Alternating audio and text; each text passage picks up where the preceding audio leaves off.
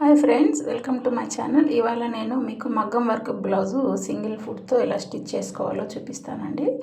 చూడండి, ఇది lining cloth, దీన్ని క్యాన్వాస్ అంటారు. నెక్ క్యాన్వాస్, నెక్ స్టిఫ్నెస్ కోసం దీన్ని వాడతారు. ఫస్ట్ మనం వచ్చేసి ఇలా చెక్ చేసుకోవాలి. నెక్ ఎంతవరకు ఉందో అంతవరకు ఉండేలాగా మనం తీసుకోవాలి. ఎక్స్ట్రా ఏమన్నా ఉంటే కట్ చేసుకోవాలి. ఇలా కట్ చేసుకొని మధ్యలో ఖర్చు పెట్టుకోవాలి.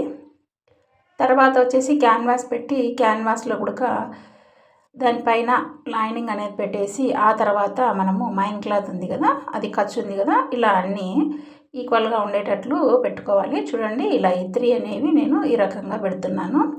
తర్వాత వచ్చేసి మనము సింగిల్ ఫుట్ యూజ్ చేస్తున్నాము. దీంట్లో వచ్చేసి ఇలా ఫస్ట్ నెక్ అనేది అటు ఇటు జరగకుండా ఉండేదానికోసమని మనము స్టిచ్చింగ్ వేసుకోవాలి. ఫస్ట్ నెక్ వరకు ఇలా స్టిచ్చింగ్ వేసుకుంటే నెక్ అనేది ఇటువైపు అటువైపు జరగకుండా నీట్గా ఉంటుంది. అప్పుడు మనము నెక్ను ఈజీగా స్టిచ్చింగ్ చేసుకోవచ్చు. దానికోసం మాత్రమే ఈ స్టిచ్ నేను వేస్తున్నాను. చూడండి, ఇలా స్టిచ్ వేసేసిన తర్వాత దీన్ని కట్ చేసి ఇప్పుడు మనము నెక్ స్టిచ్చింగ్ చేసుకుందాము.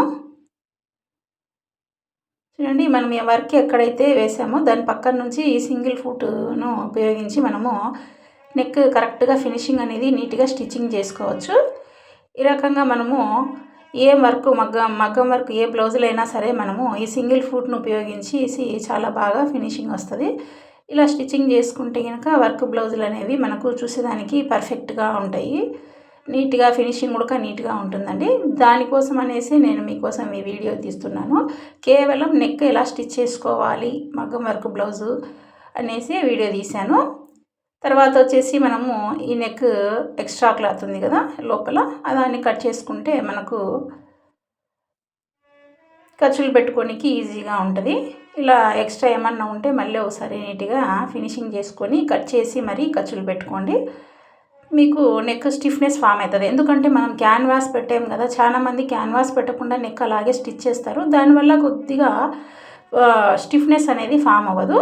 ఇలా కుట్టడం వల్ల మనకు నెక్ స్టిఫ్నెస్ అనేది చాలా బాగా ఫామ్ అవుతుంది. ఆ తర్వాత క్యాన్వాస్ని ఇలా రౌండ్గా కట్ చేసుకోవాలి. కట్ చేసుకొని మనము రివర్స్ చేసుకుంటే లైనింగ్కు మెయిన్ క్లాత్కు మధ్యలో మనకు క్యాన్వాస్ అనేది ఉండిపోతుంది. ఈ రకంగా మనము నెక్ స్టిచ్చింగ్ చేసుకుంటే చాలా బాగుంటుంది. మనం నెక్ ఇలాగైనా యూస్ చేయొచ్చు, అంటే ఇలాగైనా కుట్టుకోవచ్చు, లేదంటే ఇంకొంచెం స్టిఫ్నెస్ ఫామ్ అయ్యేదానికోసమని చూడండి, ఇలా నేను వీడియోలో ఇలా ఓపెన్ చేసి లైనింగ్ మెయిన్ క్లాత్ సెపరేట్ చేసి ఇలా స్టిచ్చింగ్ చేస్తున్నాను కదండి.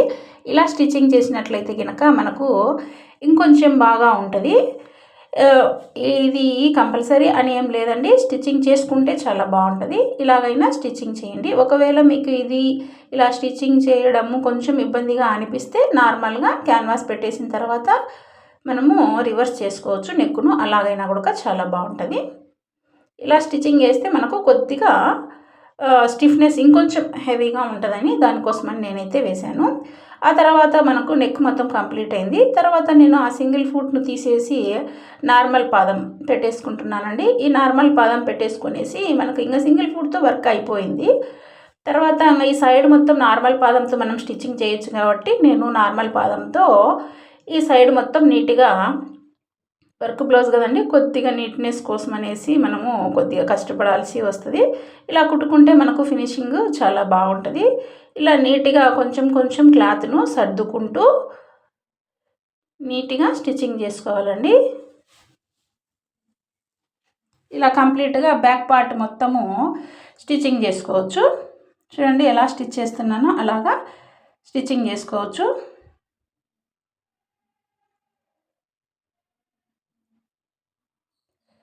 బ్యాక్ పార్ట్ కింద వైపు మొత్తం ఇలా స్టిచ్ చేసుకోవచ్చు. మనకు కష్టమైన పార్ట్ ఏముందంటే దీంట్లో ఓన్లీ నెక్ మాత్రమే. ఈ నెక్ కుట్టడం మనకు ఈజీగా వచ్చిందంటే ఇదంతా కూడా మనము ఈజీగా స్టిచ్చింగ్ చేసుకోవచ్చు. ఈ విధంగా మనము బ్యాక్ నెక్ను కంప్లీట్గా స్టిచ్చింగ్ చేసుకోవచ్చు.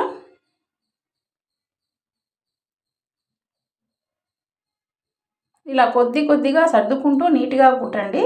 నెక్ అయిపోయిన తర్వాత ఈ సర్ది కుట్టడంలో కూడా నీట్నెస్ రాకుండా ఉంటే ఈ బ్యాక్ పార్ట్ అనేది కుచ్చులుగా అలా వస్తుంది. కాబట్టి కాస్తంత జాగ్రత్తగా కుట్టండి.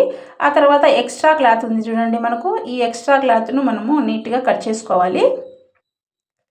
ఎక్స్ట్రాను అలాగే పెట్టుకోకూడదు. ఇలా సైడ్ మొత్తం ఎక్కడైతే ఎక్స్ట్రా ఉందో ఈ రకంగా మనము ఎక్స్ట్రా క్లాత్ను కట్ చేసుకోవాల్సి వస్తుంది.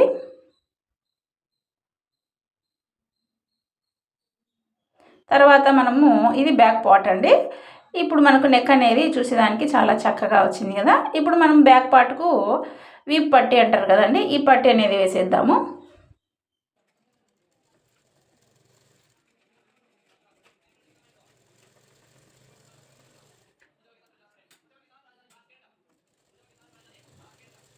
ఇలా వీప్ పట్టీని స్టిచ్చింగ్ చేసుకోవచ్చు. దానిపైన మరలా ఒక స్టిచ్ వేయాలి. విప్ పట్టీ వేయడం రాని వాళ్ళు కూడా ఈ వీడియోలో చూసి విప్ పట్టీ నేర్చుకోవచ్చండి. తర్వాత ఇలా ఫోల్డింగ్ పెట్టేసి మరొక స్టిచ్చింగ్ వేయాలి. ఎక్స్ట్రా ఉంటే కట్ చేయాలి. ఆ తర్వాత కింద వైపు కూడా ఒక 1/2 ఇంచులో ఫోల్డింగ్ అనేది పెట్టి స్టిచ్చింగ్ వేసుకోవాలి.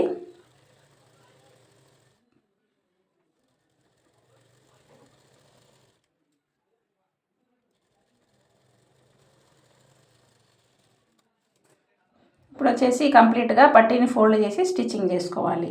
టక్స్లు అనేటివి ఉంటాయి కదండి, అవి మనము పట్టీ వేయకముందైనా వేయచ్చు, పట్టీ వేసిన తర్వాత అయినా బ్యాక్ పక్కన మనకు టక్స్లు ఉంటాయి, ఆ టక్స్లు వేసుకోవచ్చండి. ఇలా ఈజీగా మనం మగ్గం వర్క్ బ్లౌజు బ్యాక్ నెక్ని ఎలా స్టిచ్చింగ్ చేయాలో ఈ వీడియోలో మీకు చూపించానండి. నా వీడియో మీకు నచ్చుతుంది అనుకుంటున్నాను. Thank you.